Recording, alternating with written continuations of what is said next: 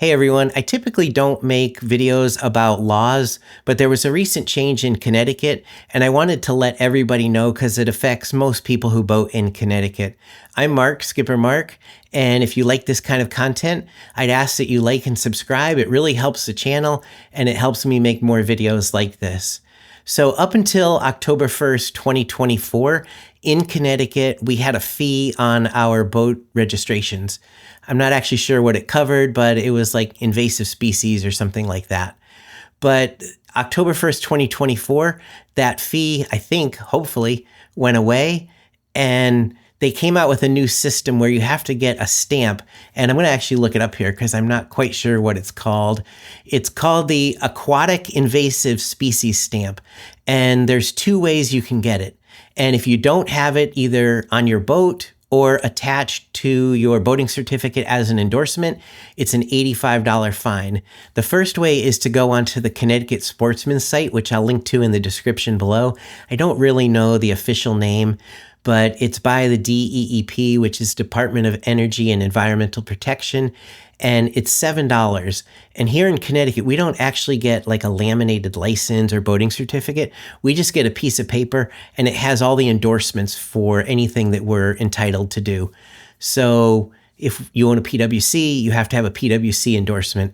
So I think it's going to just be something like that. It's just going to be an endorsement on your boating certificate when you print it out. It's good for 1 year, but only in the calendar year that you buy it. So if you buy it in 2025, it's good through December 31st.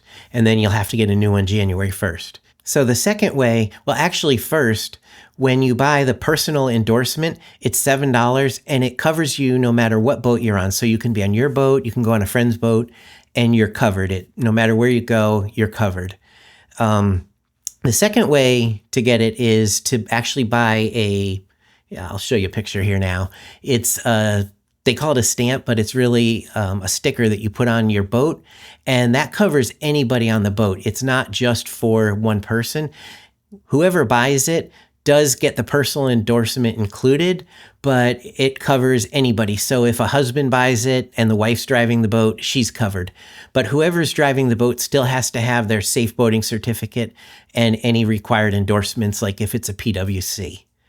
So I'm actually going to read a quote here from their website just to show who needs it. It's only for inland waters, and inland waters are defined on another website on the state of Connecticut that I'll also link to below. But that's important if you're boating like on the Thames River or the Branford River, because they're half freshwater and they go kind of far inland, but they also go out to the ocean. So it tells you the line of demarcation. So if you're, in the ocean side, you don't have to have this invasive species stamp. But I'm going to read you that quote right now. Any person who operates a vessel required to display a registration decal on Connecticut's inland waters must have a Connecticut AIS stamp.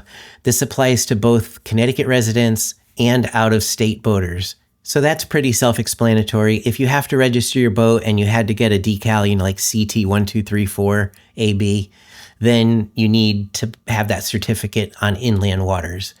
That typically covers motorboats over a certain size, boats over a certain length, sailboats over a certain length, things like that. But one thing I did want to mention is, again, I think I already did, if you don't have that certificate or that endorsement, sticker, decal, whatever you want to call it, it's an $85 fine if you're stopped. And I was reading a news story last night, and I saw that the DEEP and other law enforcement agencies are going to be out in full force this Labor Day weekend enforcing this.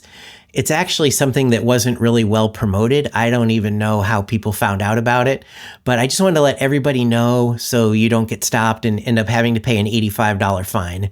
It's much better to pay $7 than $85. So I know it's kind of confusing, but if you have any questions about it, please leave a message in the comments below, and I'll be happy to answer as best I can. As always, thanks for watching and have a great weekend.